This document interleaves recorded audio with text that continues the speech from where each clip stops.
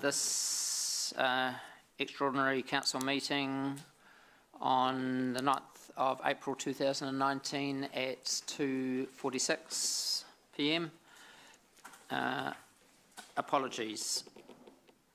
So we're going to we'll come to declarations of interest, and then they don't have to give apologies and read the declaration of interest. Yes, I do. Yeah. So are there any apologies? Okay. Anyone else? Okay. Confirmation of agenda. Moved by so apologies moved by myself, seconded by Deputy Mayor. All those for, any against, carried unanimously. Confirmation of agenda.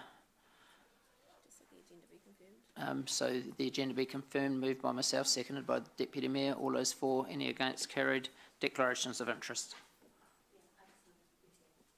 Okay. Yeah. So do you want to leave the table? Yeah. Fine. So this is the last item of the day, so you can go. Sorry, may we know what the interest being declared it relates to? I mean, it's obvious. I know the general subject, it's the casino. What aspect? Yeah. So, Siggy, would you like to? You don't have to disclose that. Councillor Siggy. Excuse me. Councillor Siggy, would you like to say what the reason is or not? Yeah, my husband bought shares in Sky City, okay, which I didn't want him to do. So. All right. Fair enough. Yep. Thank you. Thanks. Are there any other declarations of interest, Councillor Mark? Yeah, I speak on behalf of myself and Councillor Taylor. We own a business called the Hamilton App, which is doing business with the casino. So we feel that we would have a conflict. So we'd like to withdraw from the meeting as well, please. Thank you. Okay. So you can stay in the meeting if you want to, but you need to leave the table. Yep. No. Thank you. Thank you. Pull out your card, Councillor Bunting, please. Because it's a public meeting. Yeah.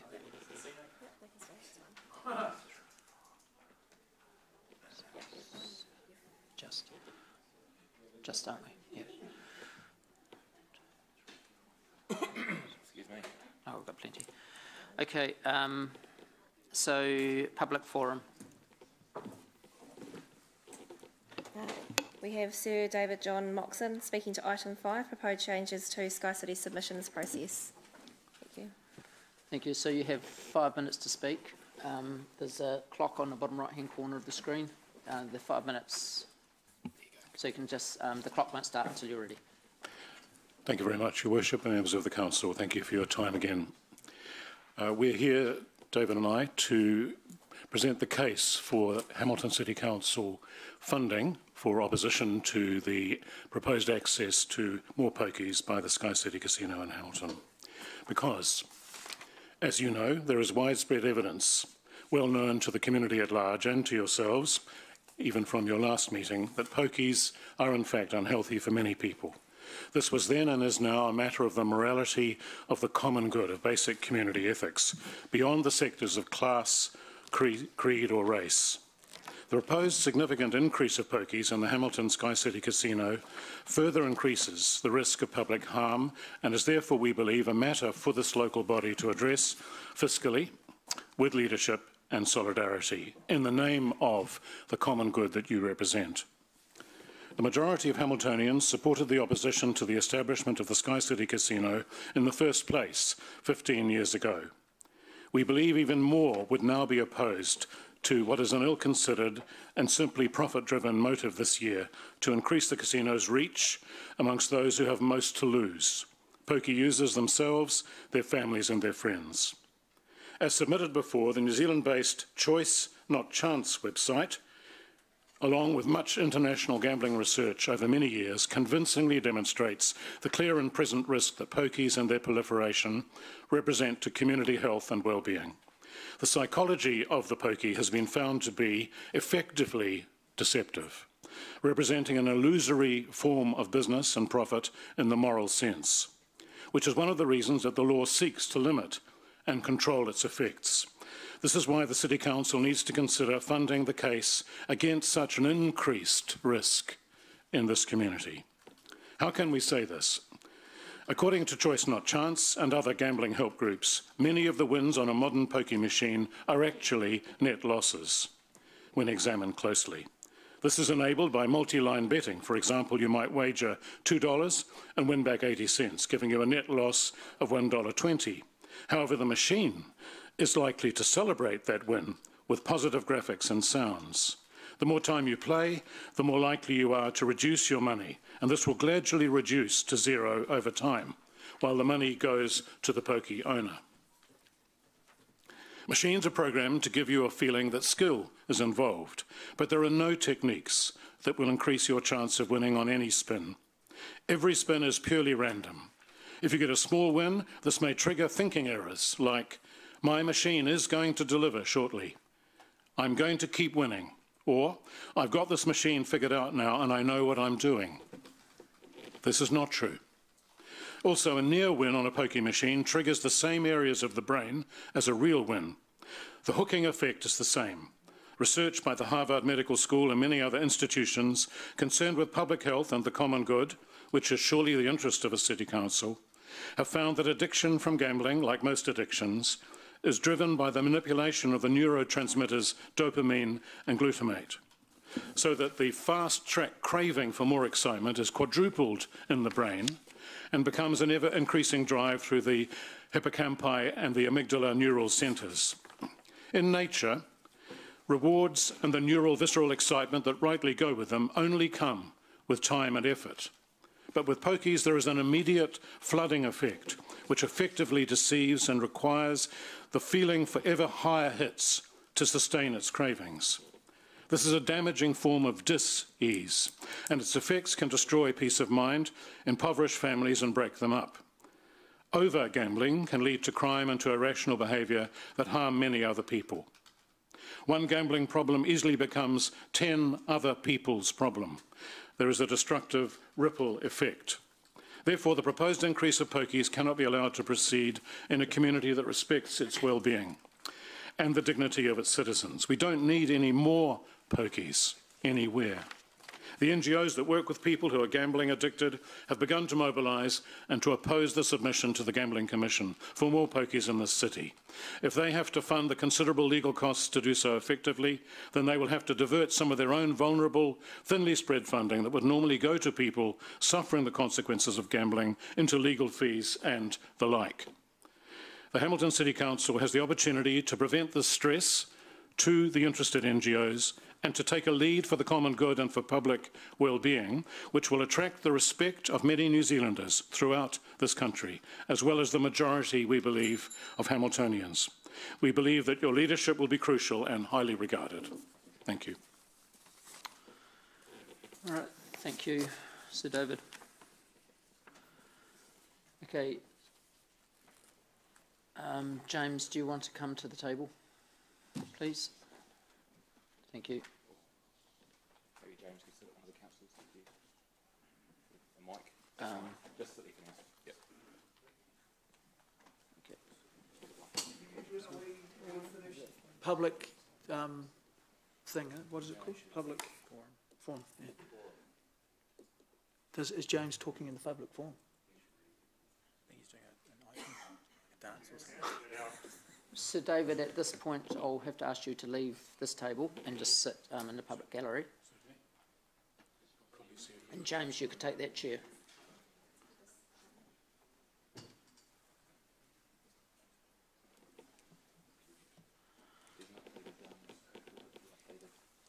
Mr Mayor, councillors of Hamilton. Oh, hang on, we're not yet. Okay. No, sorry. Okay. So we're now moving to item 5 on page 3, which is the proposed changes to the Sky City submission process.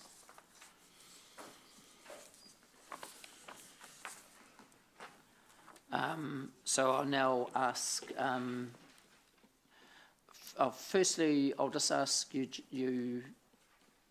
to introduce yourself, please. I've been a citizen of Hamilton since 1970, with time off for bad behaviour in Auckland when I was a judge. I spent my life being a mainly criminal lawyer, but I was briefed by the churches when the original application came to Hamilton for the casino. I've asked that some papers be handed out to you. I practiced, as I say, as a lawyer here. I was a partner at McCall Smith and Arcus from 1972 to 1984 when I went to independent bar. I was appointed to the Crown panel in 1983 and prosecuted jury trials here for the next 30-odd years. I was appointed Queen's Counsel in 1997 and a judge of the District Court in 2003. I have not held a practicing certificate since 2003, but this particular area is of interest to me because I was initially involved as counsel for the children opposing the casino. I want to just provide you with some context, and I've asked some papers to be handed out. And if you've all got the one-headed Casino Control Act, you've got that? All right. This is the situation in which the casino was originally established in Hamilton, was that it was promoted by the Perrys and by Tainui, and it was against a legislative background which is utterly different to what we have today. The Casino Control Act 1990 had as an object to establish a system for the licensing, supervision and control of casinos with the aims of promoting tourism, employment and economic development generally, ensuring that gaming in casinos is conducted honestly, and ensuring that the management and operation of casinos remains free from criminal influence or exploitation. You'll notice that there's nothing there about the harmful effects, particularly of electronic gaming machines, commonly known as pokies. What happened in the Casino Control Authority is that by a majority the licence was granted to Sky City, and at that stage the ratio of 1 to 15 was set between table games and electronic monitoring machines and electronic gambling machines. That was what was asked for, and that has never been tested. The Auckland experience is an extrajudicial arrangement reached with authorities there, and it's cited, as you'll notice, in the Sky City submissions. That's not a precedent of any description whatever. What we have now is a Gambling Act 2003. This followed the Court of Appeal on a technicality, upholding an appeal from the favourable decision of Justice Fisher and allowing the casino to proceed. Following that, the government stepped in and brought in the Gambling Act 2003. The purpose of that act is to control the growth of gambling, to prevent and minimise harm from gambling, including problem gambling, and then further down, limit opportunities for crime or dishonesty associated, and then G, and this is of particular interest to councillors of Hamilton City, ensure that money from gambling benefits the community and facilitate community involvement in decisions about the provision of gambling. And then section 10, no new casino venue licence may be granted. This was the last one. While the Casino Control Authority was hearing our opposition, 2 casino licences were granted to Queenstown. And when you look at the objects of the old Act, that's not so surprising. But now we have a different legislative background. Section 11, no increase in casino gambling. A person must not increase the opportunities for casino gambling. This is what the Act of Parliament says. And then there's a particular definition of what is the increase in casino gambling, and the relevant one is 1, decisions on what constitutes an increase in the opportunities for casino gambling are a function of the Gambling Commission, and 2, an increase in the opportunities for casino gambling includes but is not limited to an increase in the number of gaming machines unless the increase is accompanied by a reduction in the number of table games that the Gambling Commission believes is proportionate. I imagine you've all read Sky City submissions. Did anyone find anything that acknowledged that there was an established harm from electronic gambling machines that is something like 75% more prevalent than from table machines. Not a word. Sky City's application does not even address the issue of harm. It's an application which has significant gaps in it, and that is one of the most outstanding, because the Act requires that harm must be minimised. What is an increase in what I've mentioned there. There are, as you know, several forms of opportunities for running legal gambling. Class 4 gambling is the one which is in fact within your purview, because that's the operators that are outside the casino. They are, of course, limited to 9 electronic gaming machines, and that's mentioned in section 94.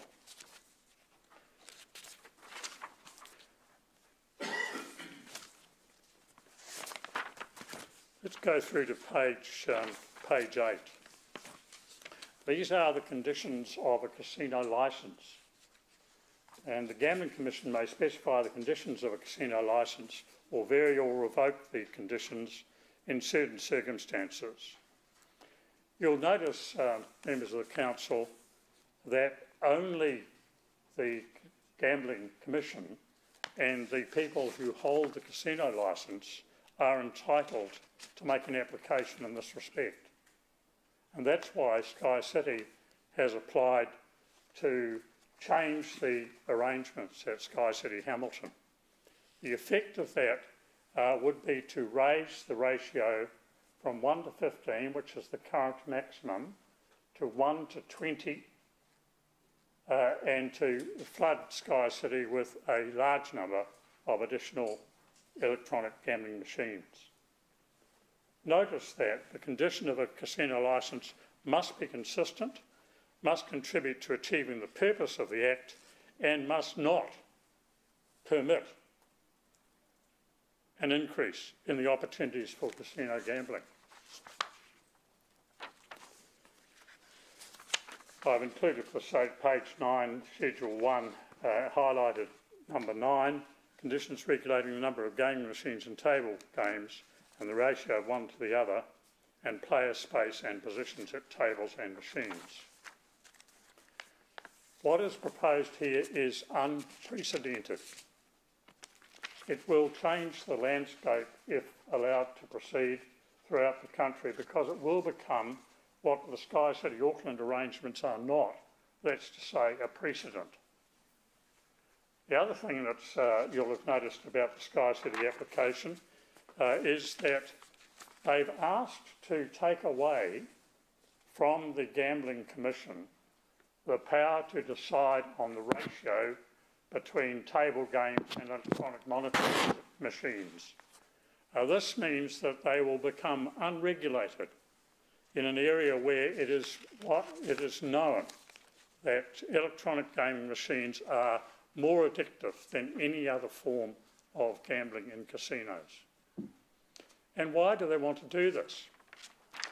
Well, councillors, Mr Mayor,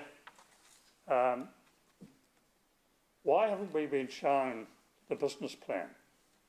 Why is the application to the Gambling Commission absent any reference to the business plan behind the application? The reason for that at this stage is that the business plan must have made fiscal sense to the owners of Sky City. That means that they're going to get an increase in income.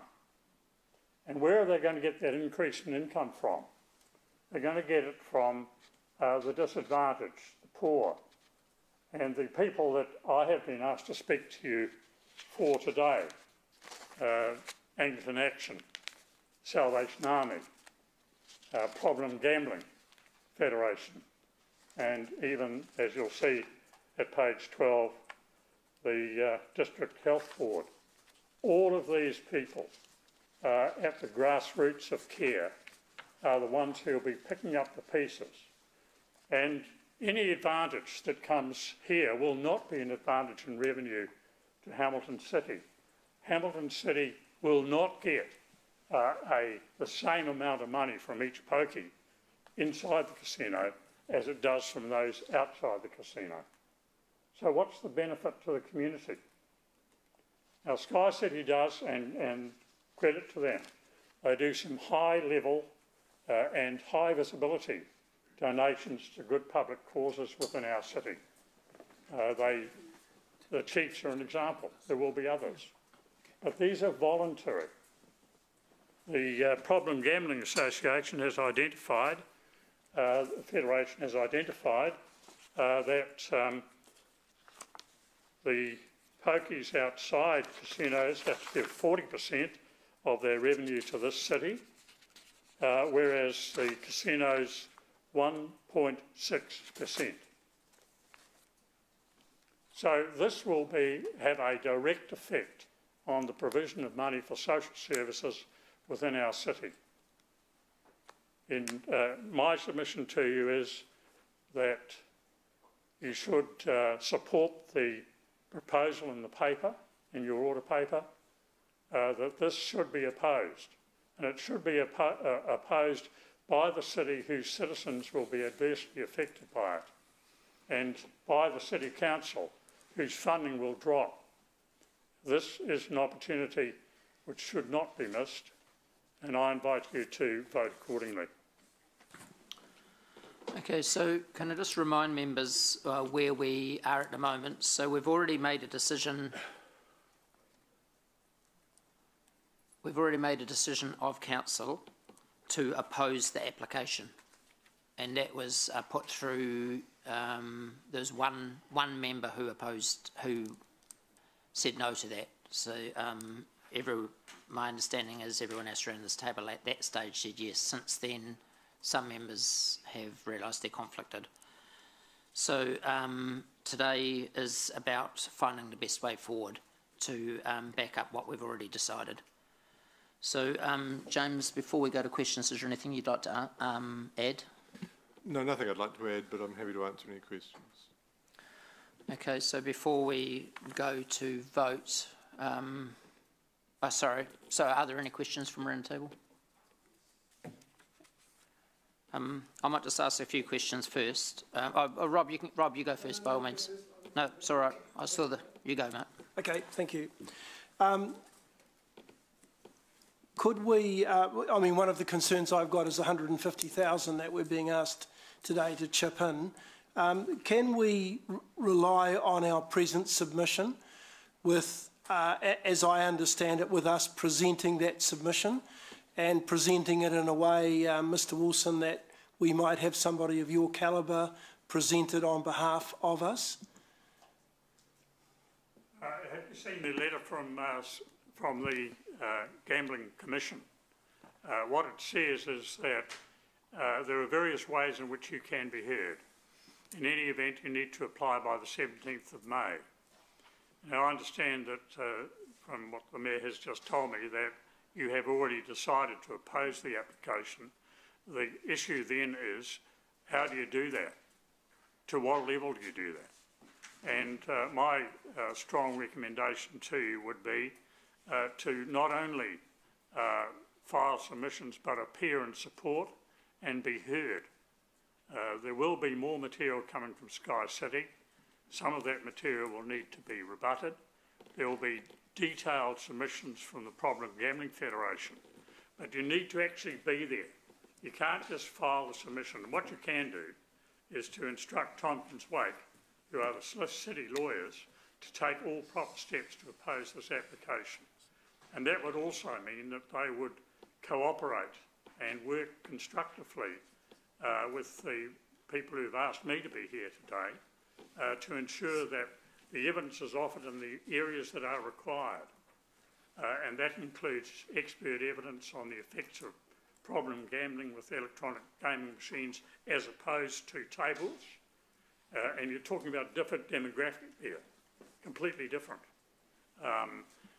The Problem Gambling Federation has prepared a superb submission.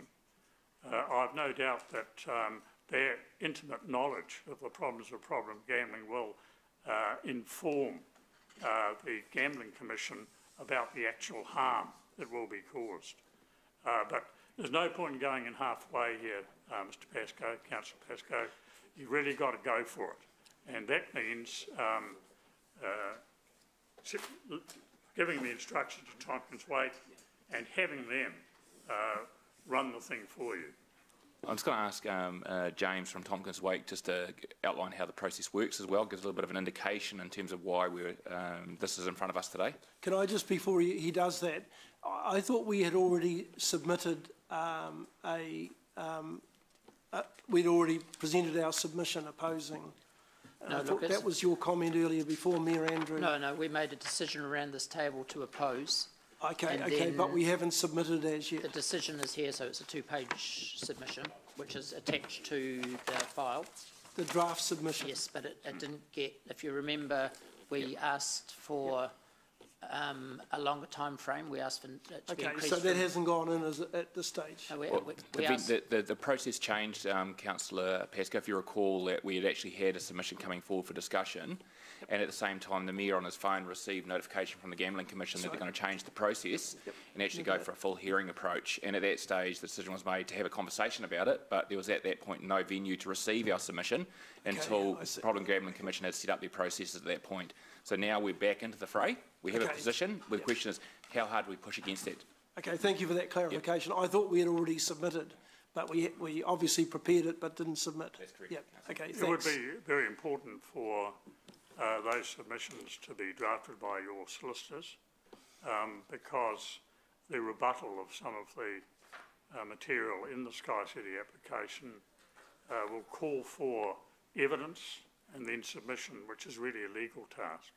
So the council has made the decision to oppose, and then you place the professional responsibility for doing that in the hands of Tompkins Wake and any councillor, any lawyer that they think should lead the opposition.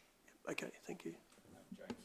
Yes, you're looking at a process that's somewhere above the level of formality and of independent commissioners on a planning decision and slightly below what a court would do. But so you're talking about quite a formal hearing process, and what you're looking to do if you want to make an impact is to advocate your position effectively.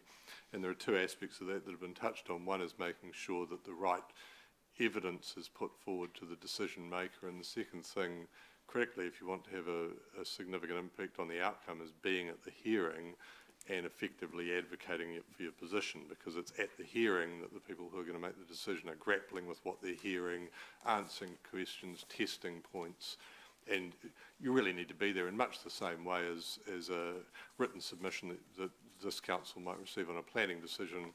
That's just a written submission. It's likely to have less impact than if somebody well-resourced turns up and argues their case in person. Okay, thanks for that. Just thinking back, and Mr Wilson may be able to give us an idea of that. I had a look at the makeup of the Gambling Commission, who presumably will hear this submission, yes, and their particular backgrounds.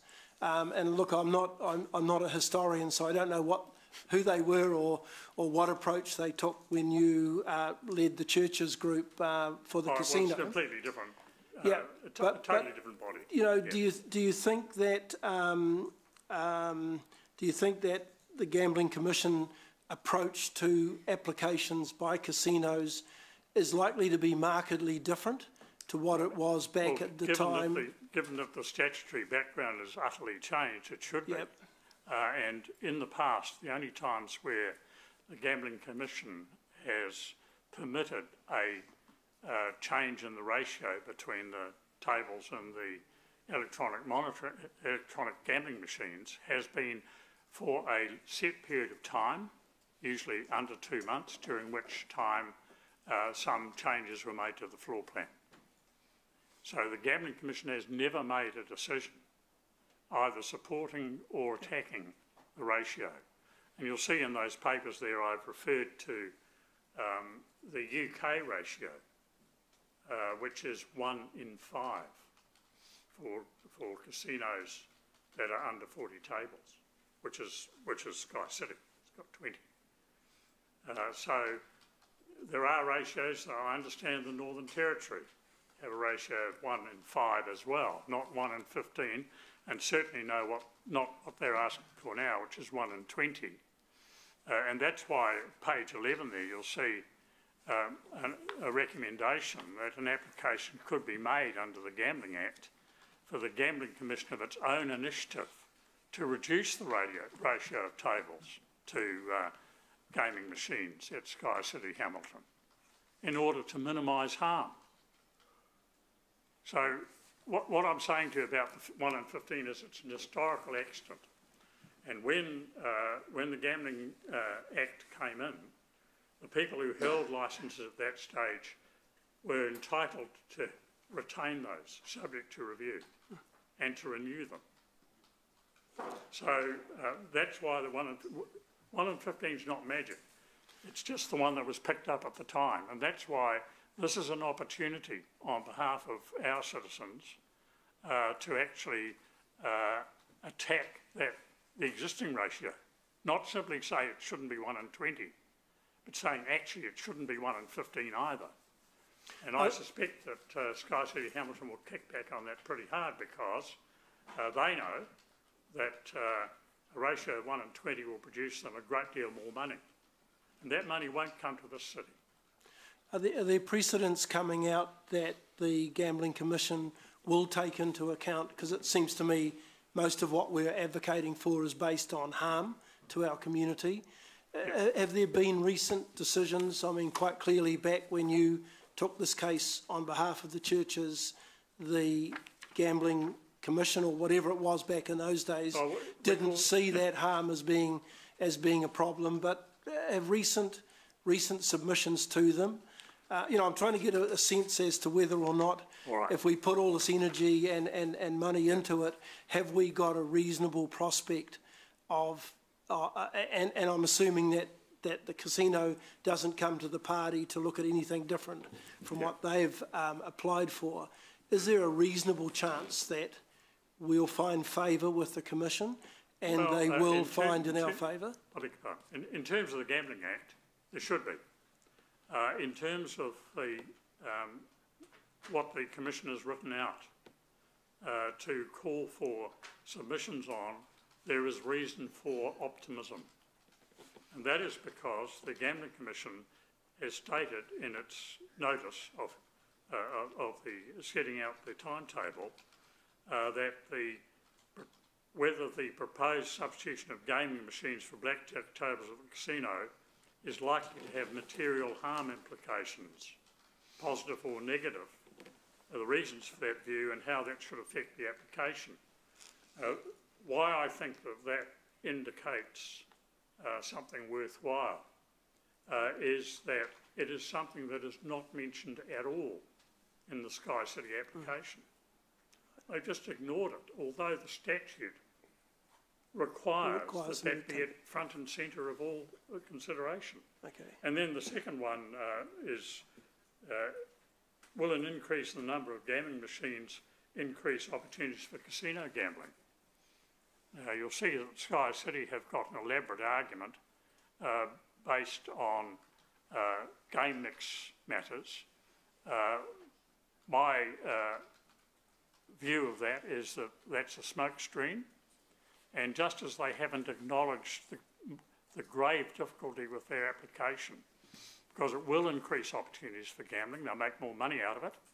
It will increase material harm because more people will go to the casino and gamble on those, and some of those will be drawn from the local trusts and so on, which give money to the city, and that money will disappear offshore. So you'll have to take advice from your own lawyers, Councillor Pascoe.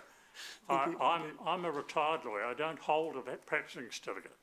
No, I'm asking you, sir, because you've been in that court before, or you've been before that group before.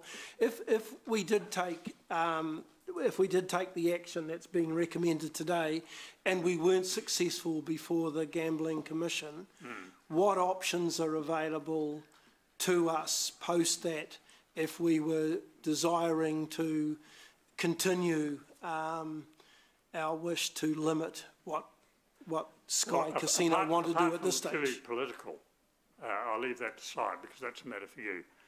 In legal terms, it is likely that the next thing will be an application for review.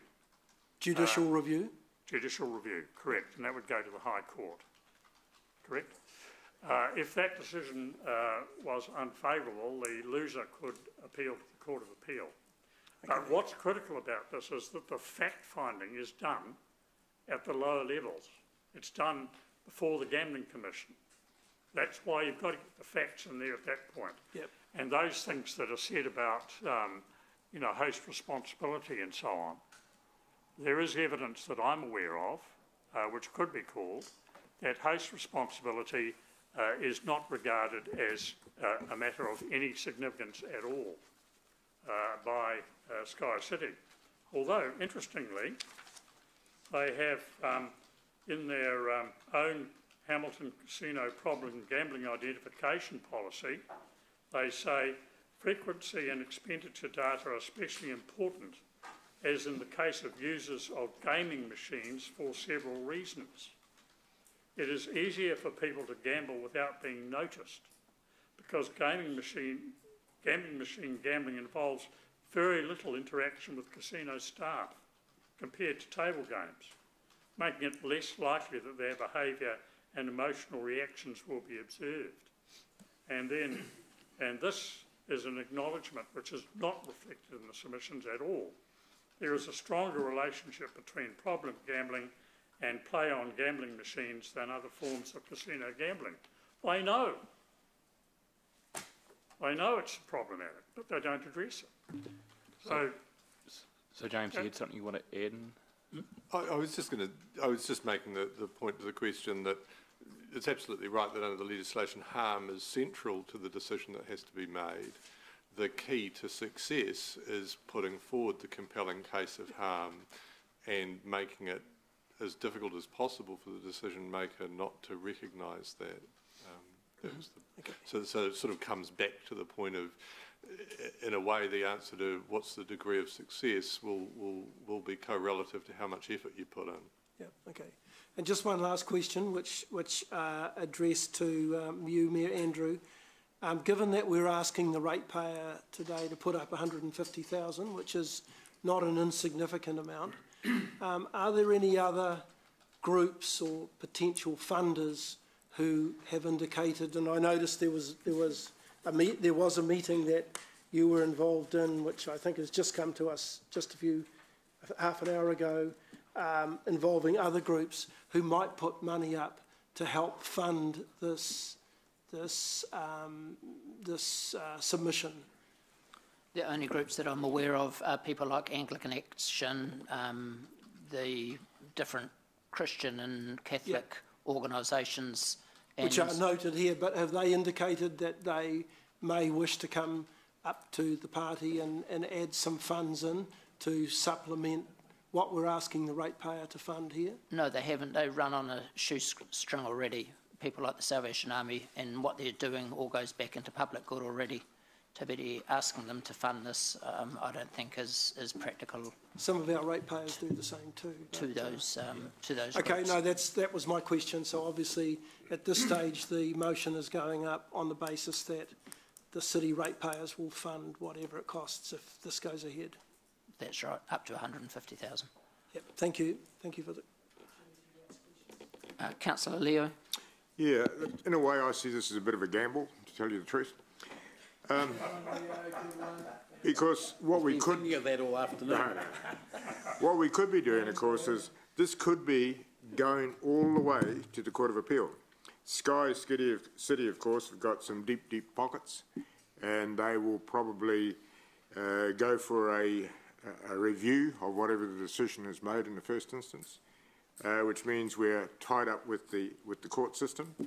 And the other question, of course, is at that rate, I don't really think 150,000 is going to be anywhere near enough if we're going to be tied up in this system, which will go on and on and on.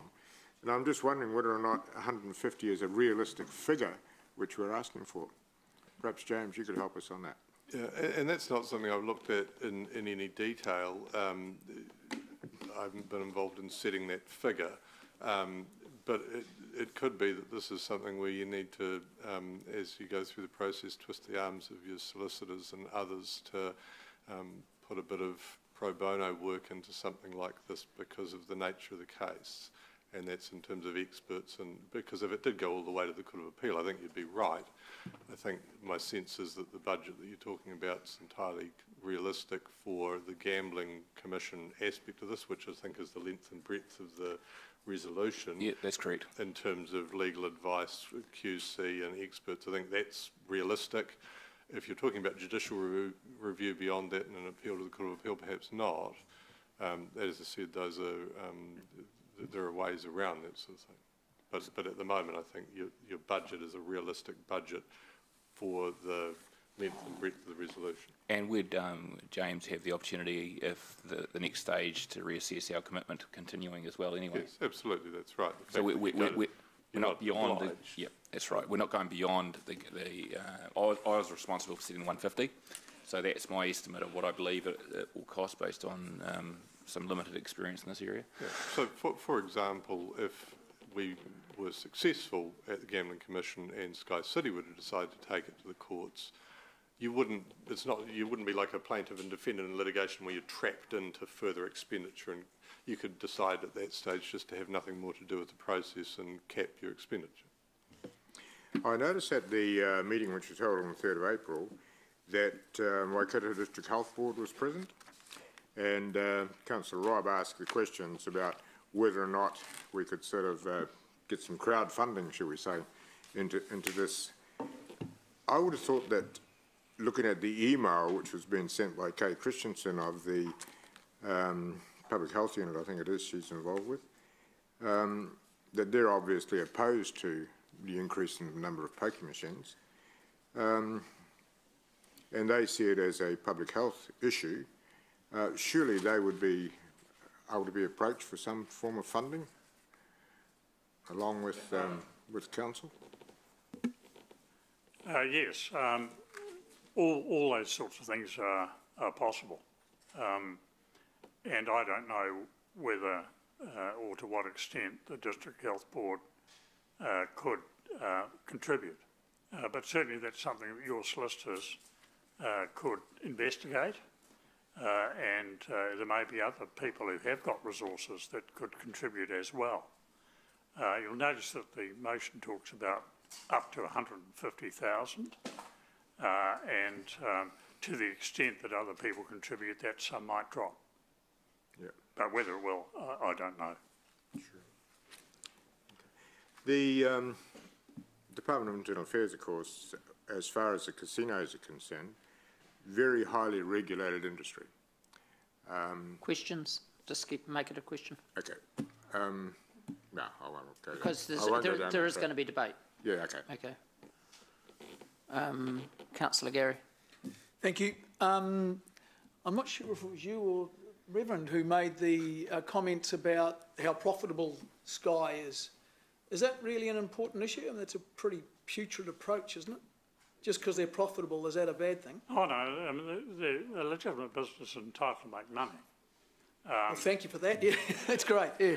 Well, of course. I mean, it's a capitalist society. Casinos are providing jobs and all that sort of stuff. Yep. And they're entitled to make money. The question here is whether the harm that's caused by the increased revenue that they must be expecting is justified, given the clear direction in the Gambling Act against no more increase in casino gambling, and also the issue about harm being central to the whole issue. So it's not simply a money issue. Yeah, okay. And I'm not saying the casino can't make money. Of course they can. Yep. Right. But at what cost to our community is the issue. So getting onto the harm one, everyone in this room knows that gambling's been with the human race since there has been a human race, That's I assume. Right. And perhaps there's a weakness in Sky's application, and it surprises me that they wouldn't have acknowledged or informed the casino outfit that they spend tens of thousands, hundreds of thousands of dollars a year on monitoring what's going on in their thing. Because if they don't, they lose their licence and they go out of they go bust.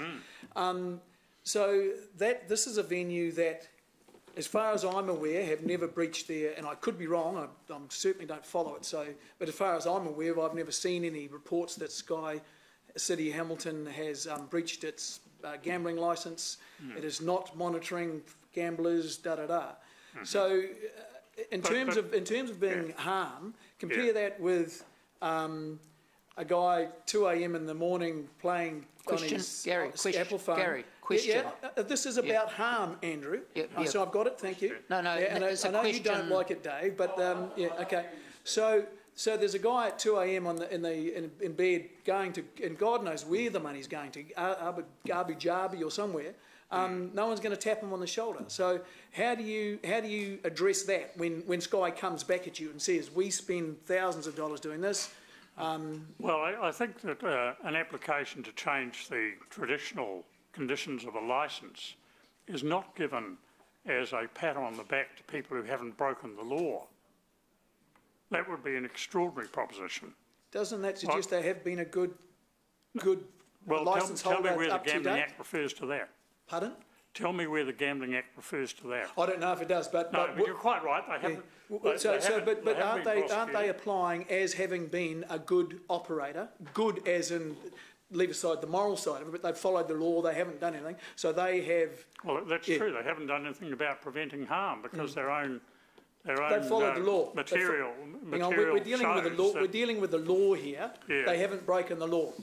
They have been compliant, and like I say, I don't follow it. I don't think they've ever breached their licence, but perhaps they have, and we're both ignorant. I don't know. Let's go with the. Sorry, gentlemen, can I stop you both? Yeah. You're asking questions. We're getting answers. We're not here to discuss. We're asked for questions to be answered. I want to understand the strength of our case. We're going to spend $150,000 of ratepayers' money on something I think we're going to lose, and I want to make sure we've got a decent case. I'm trying to protect the ratepayers' money. The councillor is now speaking on the comment which I think we're going to lose shows that it's not questions. He's preparing his statement for a speech, having a second bite at the chair. I am concerned that we don't. Gary, can you stop? Yeah. From what I heard earlier on, that's right. David Wilson clearly explained to us that by putting it, we needed to put in a submission that was legally robust. It was going to be heard by lawyers at the other end. It's going to be a QC on the other side, and he's explained that to us. So to get the best chance that we can, he's explained that we need to prepare a case to put forward. And I am challenging that. I'm asking questions about the. I may be doing it poorly, but that's what I'm trying to do. Can you please be direct with your questions then? Okay. You're bringing through your political leanings in your questions. Easy enough. How do you address the argument that gambling has been going on for millions of years, and these guys have had a licence for 10 years, and in that time they have proven to be a good operator, a good commercial citizen. They give a lot of money back to the community. They generate profit and create a lot of jobs. How do you address that? They've never broken the law unless I'm not aware of it. Yeah, no, I think I can answer the question as simply as possible by saying that what the Gambling Commission has to do is make a decision as to whether the licence should be altered, having regard to the relevant considerations under the Act, and those relevant considerations are what will the impact be of changing the licence? Whether Sky's been compliant with its existing licence is not a relevant consideration. It might if they had been. Can I just check? Are you sure about that? Surely there would be a decent citizen component of this thing. Well, just if you have a look at page 2 of the materials I provided and look at the purpose of the Act, you'll see that there's nothing in the Gambling Act which says good corporate citizens can have what they want. Well, that's not what I'm saying. I think it is. No. They are not asking for what they want. They are asking for an increase in the change in their gambling machinery. Okay. So that's Miss. Kerry, this is your last question. And just because we're not going anywhere here. You're challenging the two best lawyers in town on this issue, and you're saying, "Are you sure?" Well, they've answered you, and you're saying, "Are you sure?" There's not a place for that. There's a place for you to ask the question and listen. You decide how you're going to vote and talk and debate. It's not for you to be challenging these guys. Absolutely, it's for me to be challenging the people who are going to be. Gary. So I'm going to move on to the next person now. So, Councillor Angela. Thanks, Mayor Andrew. And actually, the process, we do have, so I'm clear, we do have a submission opposing. We have a council resolution opposing. So actually, all this item today is about is how we tackle that, how we present that. Yes. Absolutely correct, That's Councillor. actually what we're discussing. Yes. So can I just, Richard, the 150, it's a little bit steep for me. I appreciate that Mayor Andrew has gone and looked at his budgets and it can be done within that budget. But 150,000, we've got to have the submission in by, we've got to have all this work done by May. Yes. How did you come up with that figure? Based on the level of hours and input required. Came from these guys. Sorry? That was a recommendation from these guys. Yeah. Yeah. So there was a degree of discussion with retired Judge David in terms of what his expectations were, the use of a QC and the rates involved with QC, but also the fact that we'd have to basically get together a team of researchers as well to support the application, which is one of the reasons that TW is involved, is not only to engage with the QC but also undertake some of the pre-work as well that's required. So given that though, we have had, certainly in the years that I've been here, had extensive and evidence-based submissions to our policy, we must have a wealth of information already. It's just, I'm trying to look for a way to support this, but $150,000. So the up to 150,000, up to part's key, and I totally agree with you, Councillor O'Leary. We do have significant level of information. The challenge that's different is what James highlighted is it's different putting a submission forward versus going into effectively a judicial process where we've got to claim and not claim, but I've got to counter their position as well. So there's costs involved in that part as well. But my goal is that we will do everything we can to keep the price down, and we'll do everything we can also to leverage the information we already have gathered. In fact, in preparing the submission that wasn't approved, but the position was established but wasn't approved, we actually engaged at a minimal cost third party from universities and so forth to support that position as well. So we also have other experts engaged. Some of that money will go towards paying those experts for their further advice as well. Yeah, and in terms of the process, so I'm 100% clear, we put our best foot forward, we present our submission. If the decision from the Commission doesn't go our way, there is a process we can appeal. So just to be clear, and I'll get James to explain this again, it's not necessarily a case of presenting our submission, it is more like a judicial process. James, if you want to reiterate. Yeah, there's a hearing at which they'll hear from the evidence and hear legal submission from both sides and answer questions. So it's sort of like a court process. But yes, if it doesn't go for you, then that would be the end of the process that you're agreeing to embark on. If Council resolved to, it could take advice as to whether there are grounds for reviewing that decision in the High Court. Was it a lawful decision? Was it made having regard to relevant considerations? Was it a reasonable decision?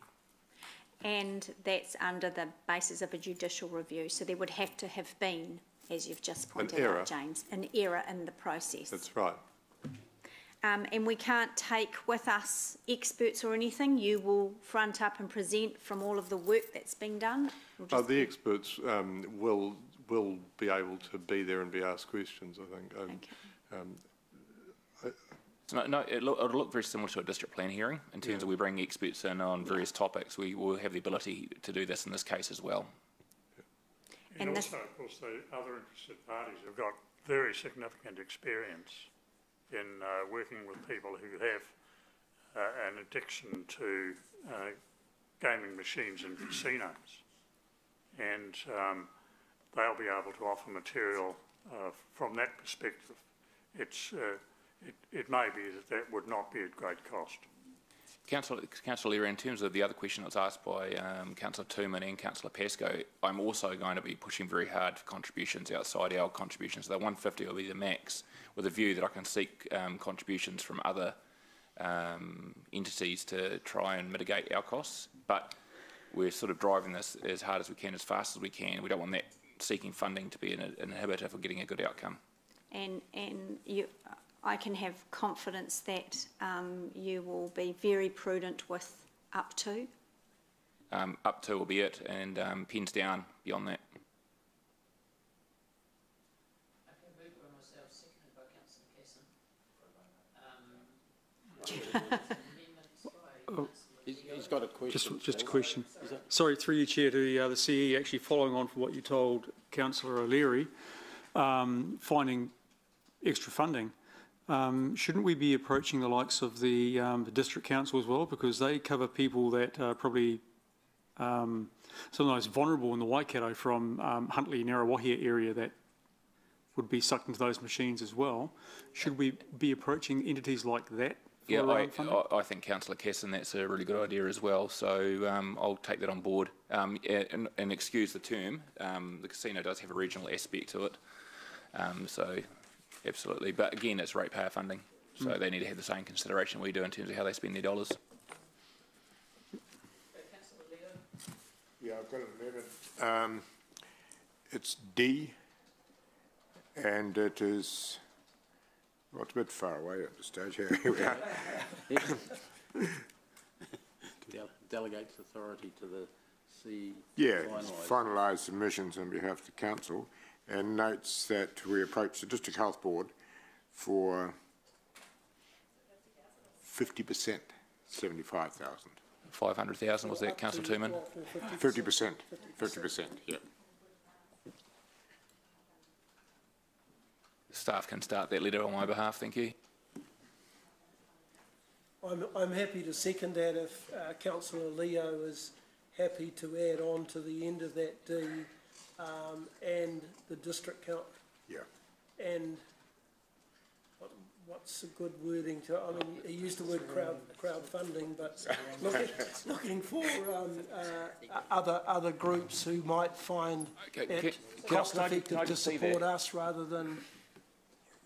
So can I just, Councillor Tooman, because that notes that the Chief Executive, so rather than Hamilton City Council, the Chief Executive will approach other parties for 50% of the fund for additional funding up to 50%, but as long as that doesn't stop us from progressing, that's all. So if we don't get that additional 50%, we carry on with our 150 contribution. That's the intention, isn't it, Councillor Tooman?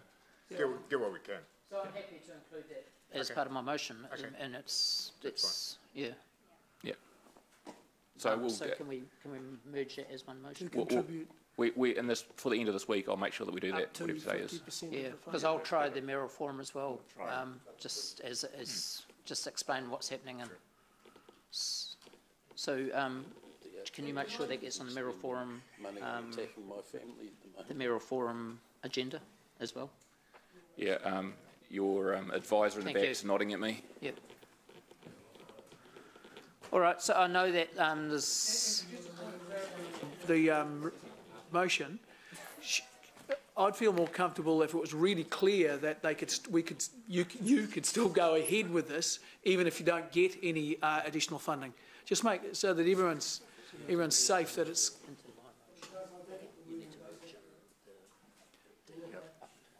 Well, we'll approach to contribute up to 50%. You may approach and come away empty-handed, eh? So I just want to protect Richard so that he's.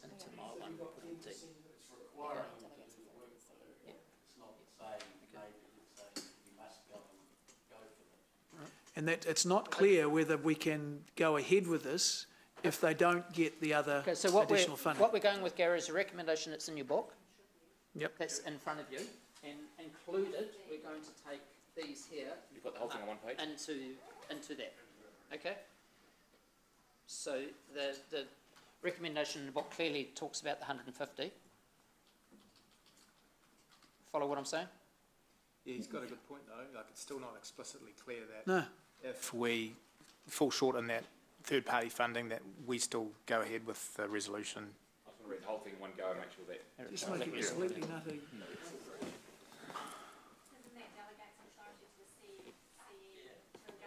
regardless of any success with external funding.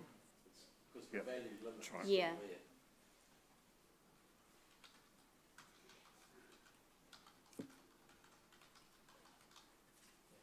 Yeah. Right. Double nails it down. Okay. No, it's regional and local. I just think it wasn't just for councillors. I just say remove, just put other parties, Amy, and just remove reference to who. Council and other parties. What is that? Other parties. Leave it open to me. I'm going to go on a. Give me a little page.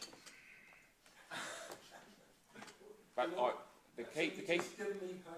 So, this Happy, Gary? CEO bashing, Councillor McPherson. Yep.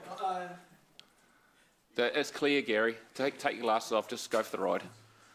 Okay, we'll start debates because I know members need to get away.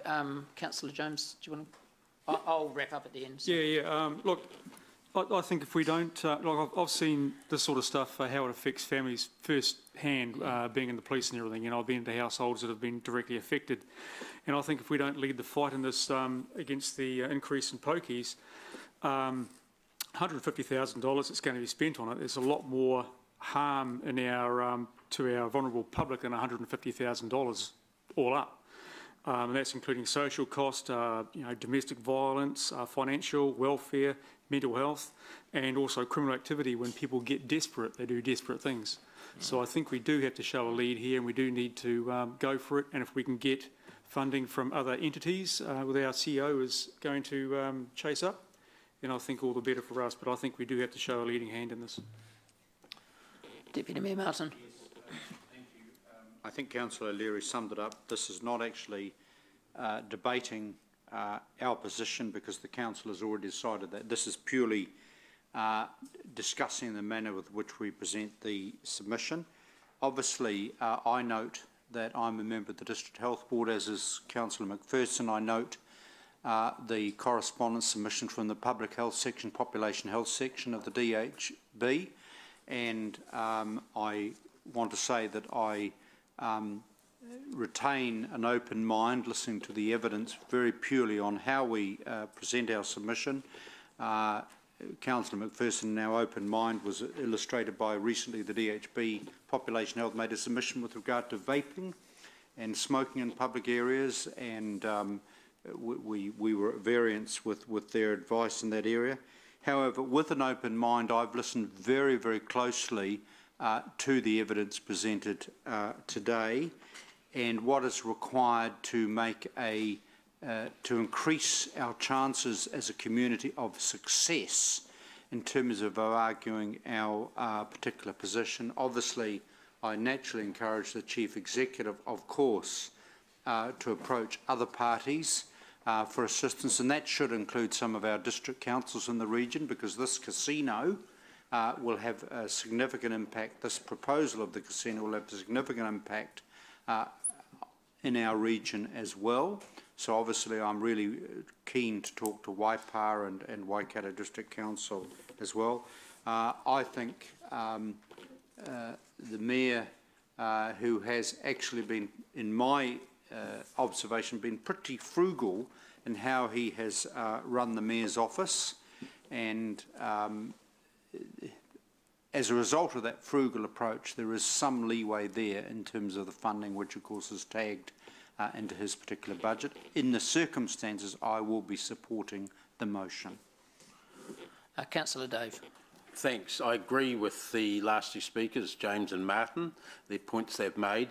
I would add that in this community we had some sort of equilibrium over the last quite a few years in terms of gambling provision. We had the casino with a certain number of tables and pokies, we had the pokey bars around town. There was no major public fuss. It's the casino that's come along and upset that equilibrium and caused this sort of reaction. Of course they have the legal right to have these machines if they get permission from the right source, but equally under exactly the same act we've got the legal right to oppose it if we think they're doing harm. And I think Judge Wilson talked about it in the right way. This is the Gambling Act that governs them now, talks about minimising harm from gambling. That's the purpose of the Act. The Act that set up the Casino Control Act, actually talked about its purpose was to ensure casinos were economically viable and sustainable. I think it actually used that word, economically sustainable. And that's the difference. They got the casino here, and only very narrowly, which goes to the chance of success argument, they got the casino here under an Act that said its purpose was to establish casinos that were economically viable. Now we have an Act which governs their extra machines potential to say, are we minimising harm or not? Under the chance of success argument, the casino, even under the economically viable argument, very nearly got turned down. The High Court in Wellington turned it down. It was only the Court of Appeal that actually allowed it to go ahead. If we have 60 extra machines, given the rate of return to the community in terms of grants at the moment, those 60 extra machines are going to bring in $6.9 million extra revenue annually, based on the current figures of the 239 machines they've got, but they're only going to return in grants to the city and surrounding areas $125,000 a year. That's a pretty piss poor return for the community, I would say, if I can use that slightly unparliamentary language. It is the most harmful form of gambling. We would all rather that we didn't have to spend money on this. But the fact is, if you're going to get in and fight with the lions in this den, we're going to have some pretty good protection, just like we had to last time. So I'm supporting this because of that. Thanks. Councillor Robb. Yeah, thank you, Chair. Look, the city, by majority, the council has already agreed to submit in opposition to this application. But I think what we're being asked for today is to put up up to 150,000, which is beyond what we had previously agreed to in terms of the staff resources that would have gone into lodging an application opposing the Sky City application. So I think today, I mean, whilst we think we're acting and helping out the vulnerable, we do have a lot of vulnerable ratepayers who will find the richness of spending $150,000 a little bit unpalatable. I think it's irrelevant to suggest that it's coming from an unspent budget. I think it's still spending, and we're still spending ratepayers' money, and we need to be efficient and concerned about how effective that spend is going to be. What I'm hoping for is that the CE will do his utmost to try and seek contributions from others who are similarly charged with looking after our community and looking after those who are most vulnerable in our community, in seeking some recovery of that amount that we're putting up. And I suspect that beyond the next step, we will find we may need to go for judicial review, and I think I support the comments from both Judge Wilson and from James today that we need to be pretty well prepared when we go in there for the first hit, so that whatever we take forward to a judicial review is going to have all the evidence that might overturn any adverse decision we get from the Casino Commission. Thank you. Councillor Gary. Thank you. I oppose the motion. I think our case, judging from what I've heard, is as strong as wet toilet paper, I'm afraid. The operation over at Sky has been up and running for 10, 12 years. I remember the debate before they were open. There were supposed to be people begging on the streets and all that sort of stuff. None of that's happened. None of the disasters have happened. Yep, there are people who are struggling with gambling. No doubt some of them probably go to Sky Casino. A lot of them go to the poker bars. A lot of them are doing it nowadays on their home phone, as I said, at 2 a.m. in the morning. At least we know that Sky Casino, and I think it's been acknowledged by the people up the front, but I don't want to put words in your mouth, that Sky Casino has been a good corporate citizen. They have not been found in breach of their licence. These are exactly the sort of people that you want to have running your gambling operations if you're going to have gambling. And we have a law that says you can have gambling. These are the guys who've got to do it because A, they spend tens of thousands of dollars every year on compliance, and secondly, they have a heck of a lot of stuff to lose if they lose their licence. So I think this is a wrong-headed thing, and it's already been alluded a number of times that this will likely not be decided at the first time up to bat, and it will. I won't be surprised if this goes through 2 or 3 iterations in the legal process, and we're staring down the barrel of $1 million rather than what are we up? 150, yeah. So no, I think it's the wrong way to go. I'll just quickly wrap up. I'm not going to say much because I realise that Angela really needs to get away, and I appreciate that. So just be really quick. I just want to thank Sir David Moxon for being here and presenting, and David Wilson for getting in behind this at no cost to the council with your advice. And I also want to thank elected members for largely realising the seriousness of this while weighing up their responsibility to the ratepayer. So I just thank you for your support that's coming through during your debates on this matter. So we'll go to the board to vote.